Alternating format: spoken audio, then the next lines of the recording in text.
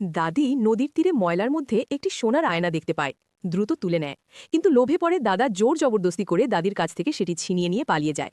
অসহায় দাদি পাশে পড়ে থাকা আরেকটি ভাঙা আয়না সঙ্গে নিয়ে চলে যায়। দাদা খুশি মনে দ্রুত বাড়িতে যায় এবং আনন্দে নাচতে থাকে।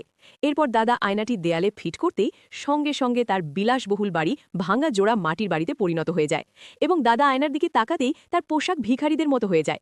দাদা রাস্তার ভিক্ষুক হয়ে যায়। এদিকে দাদি সেই ভাঙা আয়নাটি তার মাটির দেয়ালে লাগাতেই সঙ্গে সঙ্গে তার বাড়ি বিলাসবহুল বাড়িতে পরিণত হয়। এরপর দাদি আয়নার দিকে তাকাতেই সে অত্যন্ত সুন্দরীয় যুবতী হয়ে যায়। কৌতূহলবশত দাদি সেই আয়নার সামনে একটি আপেল ধরে। সঙ্গে সঙ্গে আয়নার ভেতর থেকে হাজার হাজার আপেল বেরিয়ে আসে।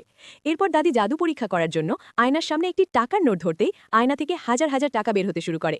দাদি সেই টাকাগুলো গরিবদের মাঝে বিলিয়ে দেয়। ঠিক তখনই দাদি সেই লোভী দাদাকে ভিক্ষুক অবস্থায় দেখে তার খুব মায়া হয়। সে দৌড়ে গিয়ে তার জাদুর আয়নাটি নিয়ে আসে এবং দাদাকে দিয়ে দেয়। এরপর দাদি কান্না করে, কারণ কেউ তার জন্য লাইক বা সাবস্ক্রাইব করেনি।